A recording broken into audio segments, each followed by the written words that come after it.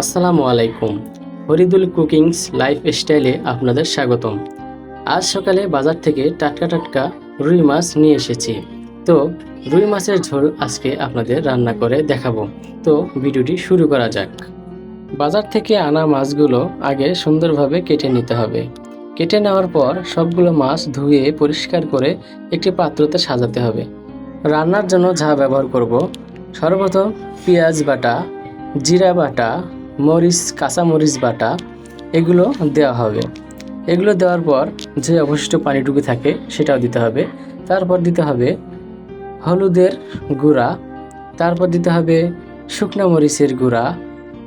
এগুলো সুন্দরভাবে মিশিয়ে নিতে হবে, যতটুকু পরিমাণ লাগে সেগুলো দিতে হবে। তারপর দিতে হবে তেল দেওয়ার পর সুন্দরভাবে সবগুলো তেল পরিমাণ মতো দেওয়ার পরে সবগুলো মাছ সুন্দরভাবে মেখে নিতে হবে। তো এই মাছগুলো এখন মাখা হবে। মাছগুলো মেখে নেওয়ার পর দেখতে পাচ্ছেন সুন্দর একটি কালার চলে আসছে। তো এই মাছগুলো মাখার পরে যতটুকু পরিমাণ আমাদের লবণের প্রয়োজন সেইটা দিতে হবে। লবণ যতটুকু আপনারা খাবেন ঠিক ততটুকুই দিবেন। তো সবগুলো মাছ এইভাবে মাখার পরে একটু পানি দিতে হবে। পানি দেওয়ার পর আমরা চুলায় বসে দেব।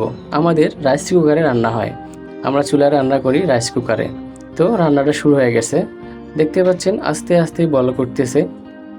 তো এইভাবে কিছুক্ষণের মধ্যে দেখুন কত সুন্দর একটা ফেভারিট তৈরি হলো। মাছগুলো সুন্দর একটি কালার চলে আসছে, বল করছে সুন্দরভাবে। তো আমাদের এই রুই মাছের ঝোলটা বেশিক্ষণ লাগে না রান্না করতে, দেখুন কত সুন্দর একটা কালার চলে আসছে। তো প্রিয় বন্ধুরা, যারা এই ধরনের রুই মাছের ঝোল খেতে চান অবশ্যই আমাদের এই নিয়মে সুন্দরভাবে রান্না করবেন। এই রান্নাটা অনেক সুন্দর একটা রান্না হয়েছে এবং ঝোলগুলো দেখতে পাচ্ছেন কত সুন্দর কালার হয়েছে, অনেক সুস্বাদু একটা রান্না হলো।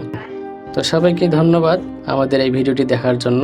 যারা আমাদের এই চ্যানেলে নতুন আছেন তারা অবশ্যই চ্যানেলটি সাবস্ক্রাইব করে দিবেন, আমাদের পাশে থেকে লাইক কমেন্ট শেয়ার করে দিবেন। ধন্যবাদ সবাইকে। প্রিয় বন্ধুরা, সবাই ভালো থাকবেন। আল্লাহ হাফেজ।